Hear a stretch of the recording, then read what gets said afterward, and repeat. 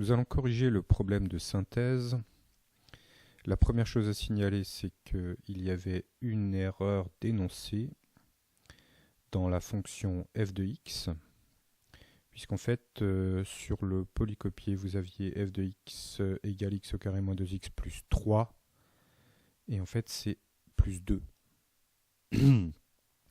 Avec f de x plus 3, la courbe ne correspondait pas à la fonction, c'était une erreur malencontreuse.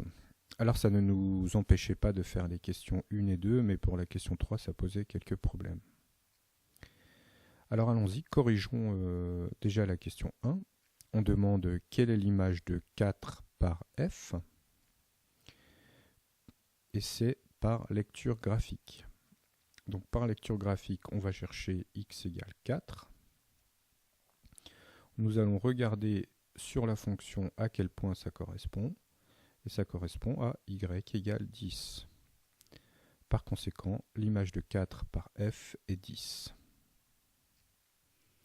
Question B. Donnez les antécédents de 5 par f. Alors ce 5, c'est un y, puisqu'on cherche ses antécédents, donc y égale 5. Nous cherchons sur la courbe la valeur qui correspond, ou plutôt le point qui correspond, et nous trouvons donc la valeur de x, qui est 3. Donc on a une première valeur de x qui vaut 3 pour les antécédents de 5. On a un deuxième point d'intersection de la courbe avec y égale 5 qui correspond à x égale moins 1. On a donc un deuxième antécédent moins 1.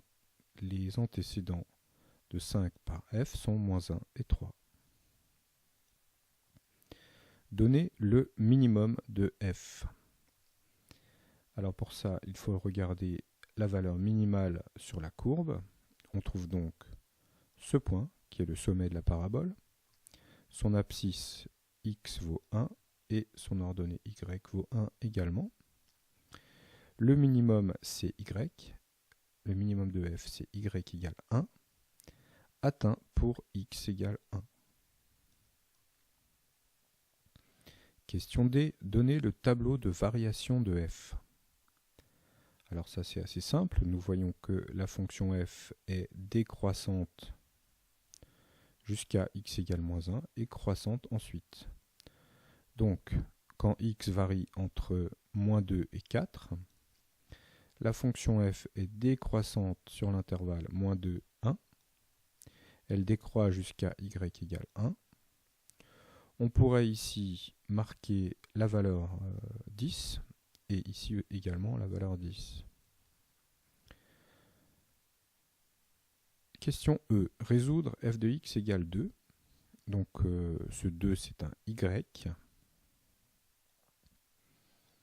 Pour y égale 2, nous trouvons deux points d'intersection, ici et là. Et les x qui correspondent, qui sont donc les solutions, c'est 0 et 2. Donc l'équation f de x égale 2 a pour ensemble de solutions la paire 0, 2. Question F. Résoudre f de x inférieur ou égal à 5. La question est ici de savoir quand est-ce que la courbe de la fonction f est en dessous de la droite bleue y égale 5. Donc cette droite-là. La parabole est en dessous de cette droite quand x varie entre moins 1 et 3. Donc c'est l'intervalle moins 1, 3 qui est l'ensemble des solutions de cette inéquation. Question G. Résoudre f de x strictement positif. Eh bien, la courbe, la parabole, est toujours au-dessus de l'axe des abscisses. Par conséquent, f de x est toujours strictement positif. Et donc l'ensemble des solutions, c'est tout l'intervalle moins 2, 4 sur lequel est définie la fonction f. Passons maintenant à la question 2. Tracez sur le graphique ci-dessous la droite d'équation y égale 2x moins 1.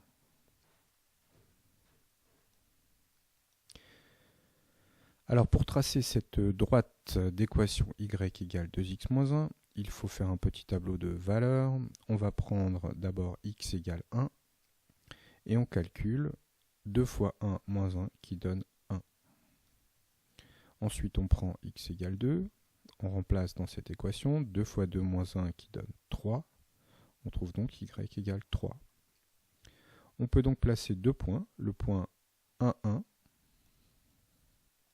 ici, et le point 2, 3, ici. Ceci nous permet de tracer la droite rose, qui est donc la droite d'équation y égale 2x moins 1. Quel est son coefficient directeur? On sait que le coefficient directeur d'une droite, c'est le nombre qui est en facteur de x, c'est donc 2. Le coefficient directeur m est 2. Quel est son ordonnée à l'origine? L'ordonnée à l'origine, c'est le nombre qui n'est pas en facteur de x, c'est donc moins 1. P égale moins 1. Donner le sens de variation de la fonction affine définie par g de x égale 2x moins 1. C'est la fonction affine qui a pour représentation graphique cette droite. Alors cette fonction affine g est croissante. De toute façon, on voit bien que la droite rose monte quand on va de gauche à droite. La justification, puisqu'on demande de justifier, c'est que le coefficient directeur m égale 2 est positif. Une droite qui a un coefficient directeur positif va monter et donc la fonction affine correspondante est croissante. Question D. Calculer l'image de 2 par la fonction g. Donc ça c'est tout simple, il faut calculer g de 2. Donc 2x moins 1, 2 fois 2 moins 1, ça donne 3. G de 2 égale 3, l'image de 2 par la fonction g est 3. Question E.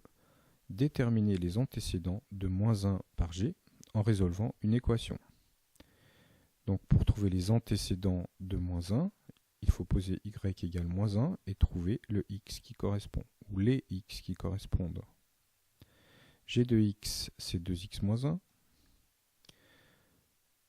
En ajoutant 1 de chaque côté, on obtient 2x égale 0. Et en divisant par 2 de chaque côté, on obtient x égale 0 divisé par 2, c'est-à-dire 0. Finalement, le seul antécédent de moins 1 par g, c'est 0. Question D qui devrait être la question F. Résoudre g de x égale 3. Donc 2x moins 1 égale 3. On rajoute 1 de chaque côté. On obtient 2x égale 4. Et en divisant par 2 de chaque côté, on obtient x égale 4 divisé par 2, c'est-à-dire 2. La seule solution de l'équation g de x égale 3 est donc 2. X égale 2. Passons maintenant à la question 3. Petit a, résoudre graphiquement g de x égale f de x. Pour cela, il faut regarder quand est-ce que les courbes de g et de f ont des points d'intersection. On en remarque un ici qui a pour coordonnées 1 et 1. Et un deuxième ici qui a pour coordonnées 3 et 5. Les solutions de l'équation, ce sont les x, pas les y. Donc les solutions de cette équation f de x égale g de x, c'est 1 et 3.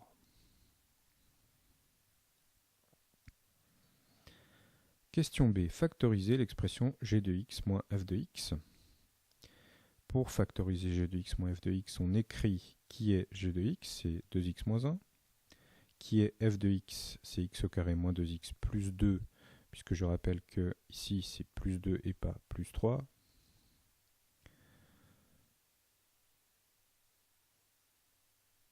On va maintenant distribuer le moins qui est devant la parenthèse pour obtenir moins x au carré plus 4x moins 3. Donc après distribution du moins. On peut mettre le moins en facteur. Je mets le moins devant la parenthèse. Je remarque que si je redistribue le moins, je trouve bien moins x au carré moins par moins plus 4x moins par plus moins 3. Et je me retrouve avec ça à factoriser. Ici, il faut un petit peu de suite dans les idées pour trouver la factorisation, puisque si on regarde la question précédente, on sait qu'en fait les solutions, on les a trouvées graphiquement, c'est 1 et 3, qu'on avait trouvé ici et là. Donc, d'après le théorème du produit nul, on se doute que cette expression va se factoriser de la manière suivante, x-1 facteur de x-3. Ensuite, il suffit de le vérifier.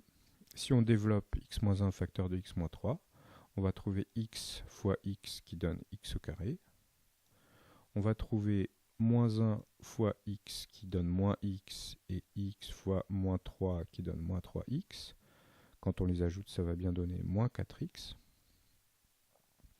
Et enfin, moins 1 fois moins 3 qui va donner plus 3. Et donc, notre factorisation, qu'on a devinée grâce au graphique, est juste. Question C. Résoudre l'équation f de x égale g de x, mais cette fois par le calcul. Donc on a f de x égale g de x. On soustrait f de x de chaque côté, on trouve 0 égale g de x moins f de x. Et g de x moins f de x, bah c'est ce qu'on a fait à la question précédente, qui est égal à moins x moins 1 fois x moins 3. Ce qu'on écrit. On a ici un produit qui est nul. Alors le moins qui est devant ne change pas le fait que ce soit nul ou pas nul. Hein. Donc c'est soit x moins 1 qui est égal à 0, soit x moins 3 qui est égal à 0. Donc soit x égale 1, soit x égale 3. Finalement, les solutions de cette équation, c'est maintenant démontré par le calcul, sont 1 et 3.